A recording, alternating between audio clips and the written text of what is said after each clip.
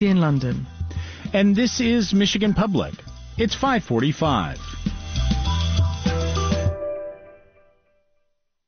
Michigan will elect a new member of the United States Senate for the first time in a decade this fall. As Michigan Public's Steve Carmody reports, for Democrats, the August primary presents a simple choice that may not be so simple. A slew of Democrats voiced interest in Michigan's open U.S. Senate seat when incumbent Senator Debbie Stabenow announced last year that she would not seek a fifth term.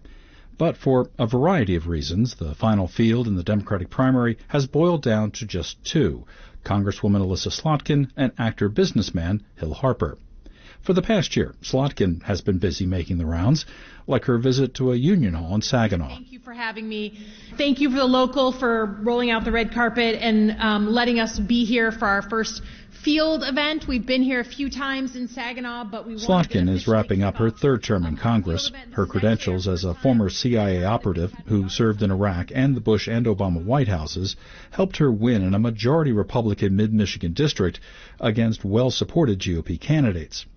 On the campaign trail, Slotkin focuses her message on November's general election, basically ignoring August's primary against Hill Harper, whom she says she does not have any radical policy differences with. Frankly, it's the experience, right? It's having experience, being a member of Congress, fighting for my community, showing up over and over again over years, bringing home the bacon for my community, and, of course, running and winning tough races. Those are differences between us.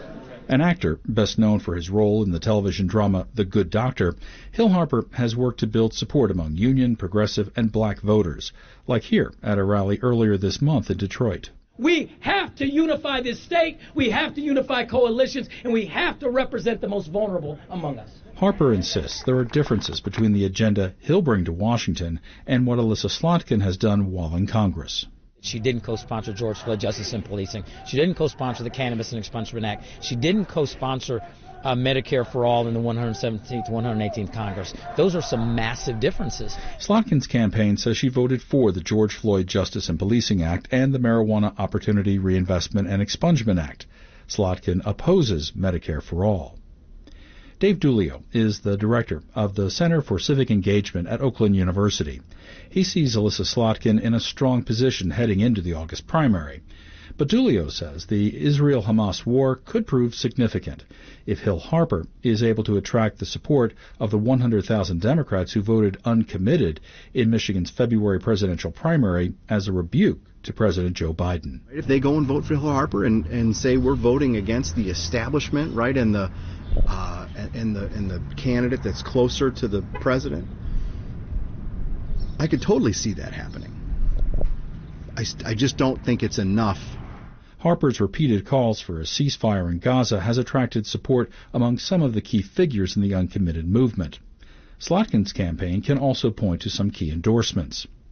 But neither has received, nor will likely receive, the endorsement of the person whose retirement announcement started the whole Democratic primary battle, Debbie Stabenow. I'll look forward to campaigning with the winner of the August 6th election, and until then, I think there's a robust campaign going on. In the end, it will be up to August Democratic primary voters to decide whether they will give their endorsement to Slotkin or Harper, as the party's control of the pivotal U.S. Senate seat is up for grabs in November. I'm Steve Carmody.